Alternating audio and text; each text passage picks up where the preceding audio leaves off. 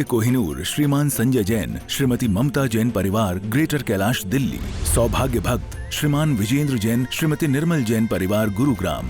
सौभाग्य भक्त श्री मनीष गोधा श्रीमती सपना गोधा गोधा एस्टेट परिवार इंदौर। सौभाग्य भक्त श्रीमती कुंती देवी जैन श्री राजीव जैन श्रीमती मीनाक्षी जैन कावेरी जैन उदय जैन सिविल लाइंस परिवार दिल्ली। सौभाग्य भक्त Shri Amit Jain CA Shrimati Anshul Jain Anshika Jain Anuttar Jain green park परिवार दिल्ली। ओ करुणा निधि भव दुख मेटो याते मैं पूजो प्रभु पाद। ओम ह्रीं श्री प्रथम श्री आदिनाथाय नमः। जन्म निरमत्तु विनाशाय चलम निरुपामति। हो करुणा निधि दुख मेटो याते मैं पूजो प्रभु पाद। ओम ह्रीं श्री प्रथम श्री आदिनाथाय नमः। तिनके चरणों में जला कामणुसाय पुष्पा निरुपामति स्वाहा। फागुनवरी एकादशी उपजो केवलयान। इंद्रियाय पूजा करी मैं पूजो ये। ओम ह्रीं फागुन के एकादशी हम ज्ञान कलक प्राप्त है श्री आदिनाथाय नमः। अर्घ्यनुपामति। माघ चतुर्दशी कृष्ण की मोक्ष गए भगवान। भवि जीवों को बोध के पहुँचे शिवपुर धाम। ओम ह्रीं माघ चतुर्दशी मोक्ष प्राप्त है श्री आदिनाथाय नमः। अर्घ्यनुपामति। ओम ह्रीं अरमणो बीजारणम जो नमः। ओम ह्रां ह्रीं रोम याची नमः। ओम ह्रीं सकल काल दोष विनाशाय क्लीं महावीरजगताय श्री आदिनाथाय नमः। अर्घ्यनुपामति। ओम ह्रीं अरमणो उग्गतवाणम जो नमः। ओम नमो भगवते जय विजय अपराजे सर्व सौभाग्यम सर्व सौख्यम गुरु नमः। ओम ह्रीं दुष्ट दोष विनाशकाय सदस्य पराक्ताय श्री आदिनाथाय नमः। अर्घ्यनुपामति। ओम ह्रीं गर्वचकाय कोटि भास्कर प्रभाव मंडल पंडित मंडल श्री आदिनाथाय नमः। अर्घ्यनुपामति। सरेगा पवरे गे गमे मार्गे विमार्गेणीष्टा सद्धर में तत्ते कतनी के पटुस्त्रिलोक्या।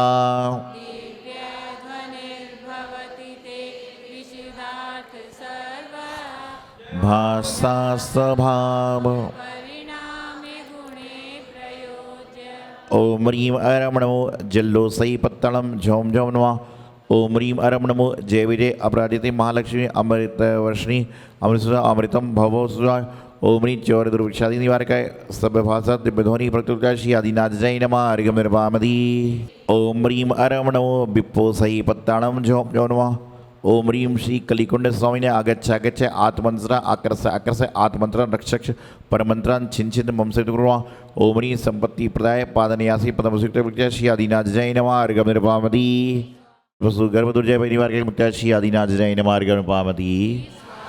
इन्नी वे कुंभ गले दोज्जल शोणिदाक्ता अक्तापला प्रकरे भूषित भूमि भागा।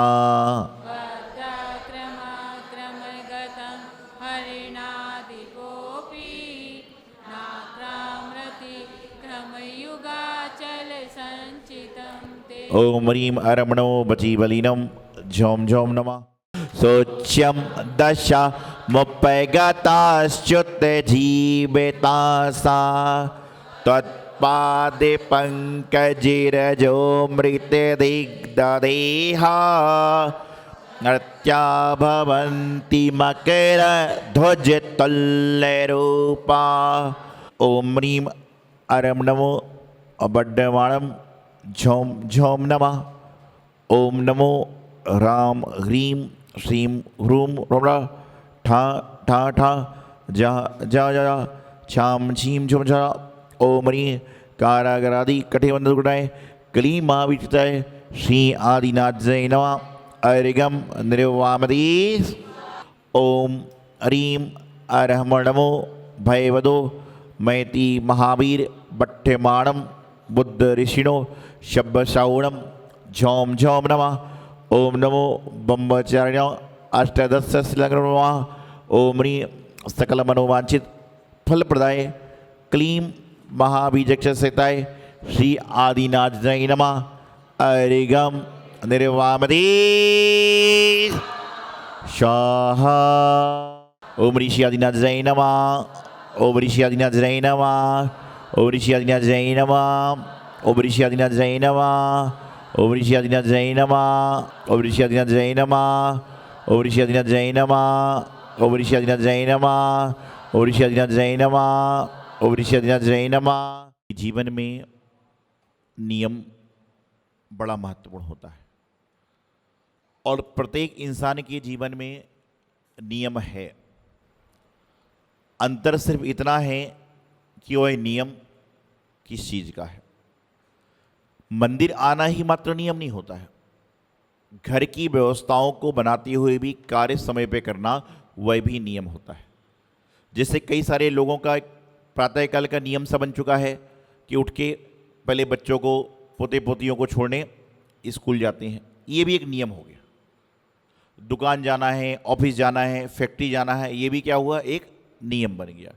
गृहिणी जो महिलाएं हैं, यदि घर में भोजन आदि बनाते हैं तो उनका भी एक नियम हो चुका है कि प्रातःकाल उठ के चाय नाश्ता बनाना है, फिर भोजन बनाना है, फिर संध्या काल का, ये भी एक नियम होगी। लेकिन अंतर इतना है कि हम लोग जो शुभ कार्य के निमित्त हैं उनको नियम समझते हैं और जो रोज हम कर रहे हैं उसको अपनी दिनचर्या मान रखें। जिस तरह से आपकी दिनचर्या में भोजन बनाना है, भोजन करना है, सोना है, उठना है, खाना है, पीना है, टीवी देखना है, चलना है, फिरना है, सब कुछ है, उसी दिनचर्या में आपके पास में परमात्मा का स्मरण करने का भी नियम होना चाहिए। उसी दिनचर्या में आपको छोटा छोटा सा कोई ना कोई नियम लेने का भी प्रयास करना चाहिए। मैं अक्सर एक बात कहता हूँ, गुरुदेव हमेशा बताते थे हम लोगों को कि घुटनों के बल चलते चलते पैर खड़े हो जाते हैं। घुटनों के बल चलते चलते पैर खड़े हो जाते हैं और छोटे छोटे से नियम भी एक दिन बहुत बड़े हो जाते हैं। छोटे छोटे नियम भी एक दिन बहुत बड़े हो जाते हैं। आपने देखो, छोटे बच्चे होते हैं, पहले रेंगते हैं, फिर घुटनों के बल चलते हैं, फिर पैर पर चल के दौड़ने लग जाते हैं। उसी प्रकार से छोटे छोटे नियम जो होते हैं वही भी क्या होते हैं, एक दिन बहुत बड़े हो जाया करते हैं। आज आप सब लोग बैठे हैं, मैं आप सबसे कहूं कि मेरा मन है कि उसको एक विशेष पुरस्कार दिया जाएगा जो 250 सब्जी के नाम एक कागज पे लिख दे। कितनी? 250। कितने लोग लिख पाएंगे? लेकिन आपका ये भी नियम तो नहीं है ना कि इतनी सब्जी से ज्यादा हम खाएंगे नहीं। आप सब तो धर्मात्मा जीव हैं। तो मैं आपको बताना चाह रहा हूं कि हमें पता नहीं कि होना क्या है, लेकिन हमारा नियम भी नहीं है। आज मैं आपसे कहूं कि भाई ड्राई फ्रूट्स होता है, 25 ड्राई फ्रूट्स के नाम लिख दो, तो क्या होगा? नहीं होगा। लेकिन नियम, यदि आपसे पूछूं कि आपके घर में, आपके पास में पहनने के कितने वस्त्र हैं, उसकी भी संख्या नहीं है। तो मैं आपको यही तो बताना चाह रहा हूं कि इंसान जो है, बहुत सारी चीजें ऐसी हैं जिनका ना तो उपयोग करता है ना उपभोग करता है, लेकिन क्या करता है, नियम नहीं लेने के कारण सारे संसार का दुख उठा रहा है। आपसे कहा जाए कि डेली आप बाहर शहर से जाते नहीं हो, आप प्रातःकाल उठ के नियम ले लो कि भाई इस जगह से जाऊंगा नहीं, लेकिन वही भी नहीं है। कारण जानकारी नहीं है, और जानकारी भी नहीं है तो कुछ लोग कहते हैं यदि मैं नियम लेता हूं तो टूटता जरूर है। कई सारे आदमी आते हैं, कहते हैं महाराज जी मैं नियम लेता हूं तो टूटता जरूर है, इसलिए मैंने नियम लेना ही बंद कर दिया। तो मैं उससे कहता हूं, तुमने कभी बाइक चलाना सीखी थी, गाड़ी चलाना सीखी थी? बोले हाँ। तो मैंने कहा सीखने समय किसी ने बताया था? बोले हाँ। कि बोले गाड़ी चलाना सीखता है तो एक्सीडेंट जरूर होता है और उसके बाद भी सीखते हो? अरे बोले महाराज जी कॉन्फिडेंस था कि एक बार गिर जाऊंगा तो दोबारा चलाना सीख जाऊंगा। तो मैंने कहा नियम में भी कॉन्फिडेंस कर लो ना, नियम में भी कॉन्फिडेंस कर लो कि कोई बात नहीं, एक बार टूट जाएगा, महाराज से प्रायश्चित लेके दोबारा से उसको करने का प्रयास करेंगे और उस नियम को पूरा करने का प्रयास करें। नियम तो लीजिए, आप जीवन का कल्याण करने का तो प्रयास कीजिए। आप जरूरी नहीं है कि मंदिर में आने का नियम ले रहे हो, पूजा पाठ का नियम ले रहे हो, गुरु दर्शन, ये नियम तो सदाचार का भी होता है, सत्कार्य का भी होता है, परोपकार का भी होता है, अन्य अन्य सारी चीजों का भी आप नियम जीवन में ले सकते हो। जितना जितना इंसान नियम लेता है उतना उतना वह ऊंचा उठता जाता है।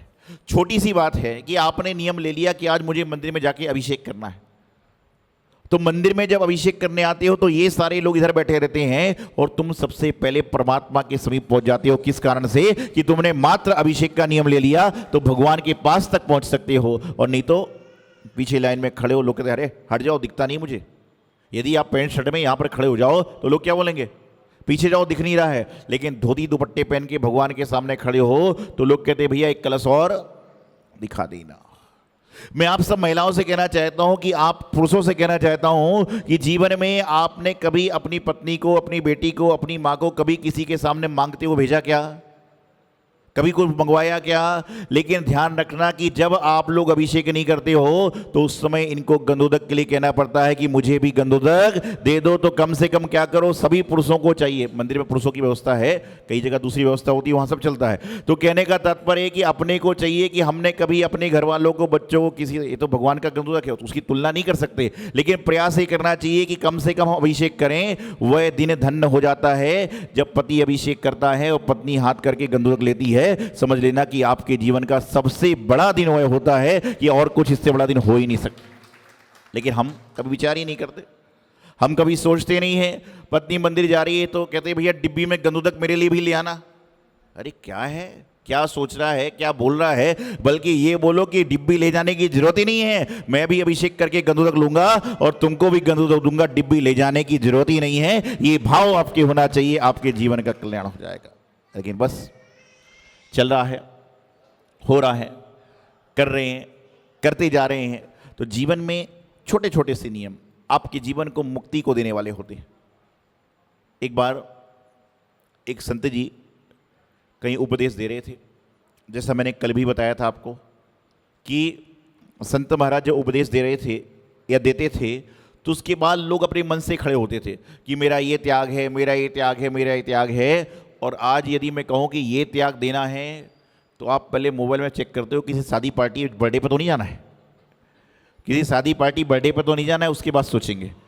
तो वहाँ पर एक चोर भी बैठा था, हर व्यक्ति ने अपना अपना नियम ले लिया, लेकिन चोर ने कहा कि संत जी, चोर जब बैठा रहा तो संत ने पूछा भैया सब लोग चले गए, तुम कुछ नियम क्यों नहीं लेते हो, तुम कुछ नियम लेके चले जाओ। तो उसने कहा संत जी मैं चोर हूं, मैं चोर हूं, मैं तो कोई नियम ले नहीं सकता, ना मैं झूठ बोलना छोड़ सकता हूं, ना मैं चोरी करना छोड़ सकता हूं, मेरा व्यापार व्यवसाय है। संत ने समझाने का प्रयास किया कि भैया चोरी करना छोड़ दो, झूठ बोलना छोड़ दो। बोले मेरे से नहीं हो सकता। तो संत जी ने कहा कुछ ना कुछ तो नियम लेना ही पड़ेगा। क्या कहा? कुछ ना कुछ तो नियम लेना पड़ेगा। जैसे आप अभी कभी आहार में आ जाओ, यहाँ सामने आ जाओ और मैं कहूँ भैया अपने मन से लो, लेकिन कोई ना कोई नियम लेना पड़ेगा।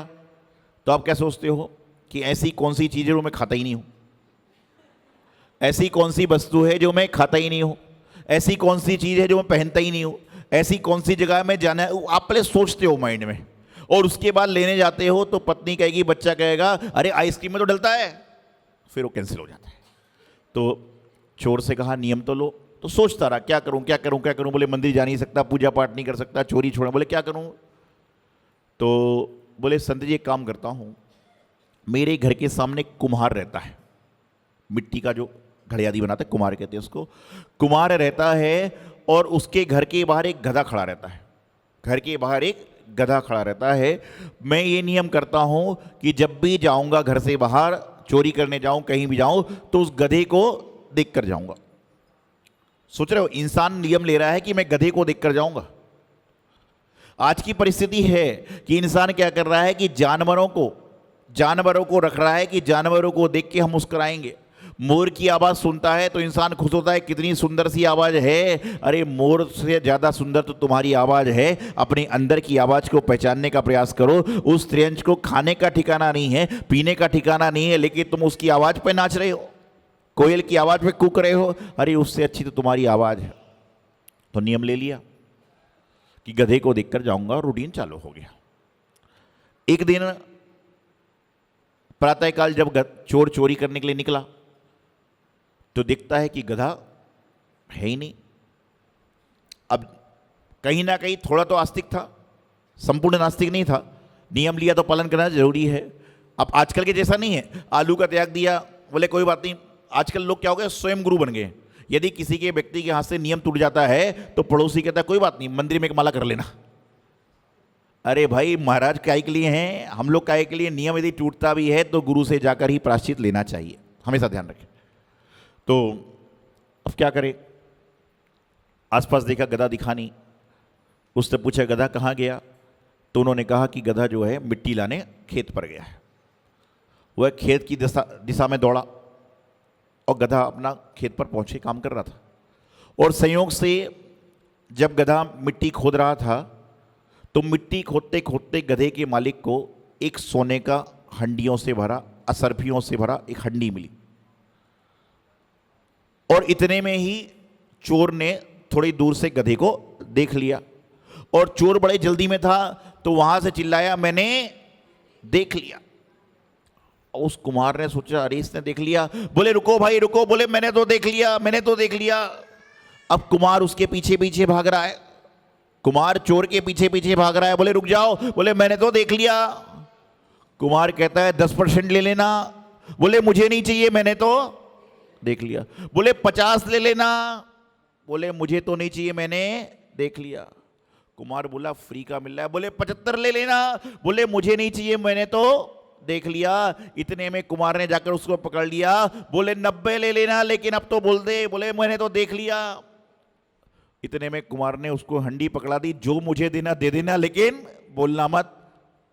तो चोर को बात बाद में समझ में आई, उसने थोड़ी सी असरफी कुमार को दी, बाकी लेकर घर चला और घर जाकर कहता है मुनि महाराज जी की बात मान के एक छोटा सा नीम लिया तो मैं माला माल हो गया, और मैं संपूर्ण उनकी बात मान लूं तो मेरे जीवन में तो क्या हो जाएगा, अनेकों अनेक खुशियों का आगमन हो जाएगा।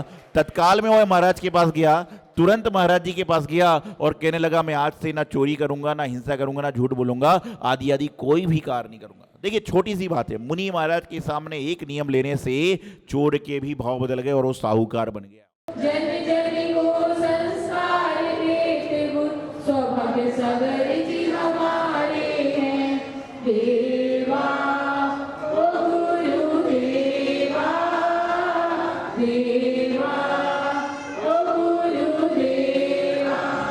ओम बाल योगी गुरु आचार्य श्री सौभाग्य सागर जी के चरणों में मेरा मन से, वचन से, काय से भक्ति भाव पूर्वक जलादि अर्पण निर्माण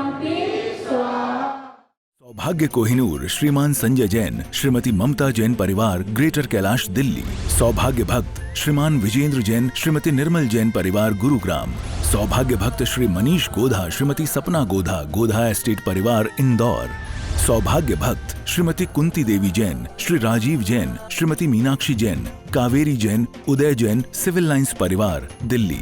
सौभाग्य भक्त Shri Amit Jain, CA, Shrimati Anshul Jain, Anshika Jain, Anuttar Jain, green park परिवार, दिल्ली।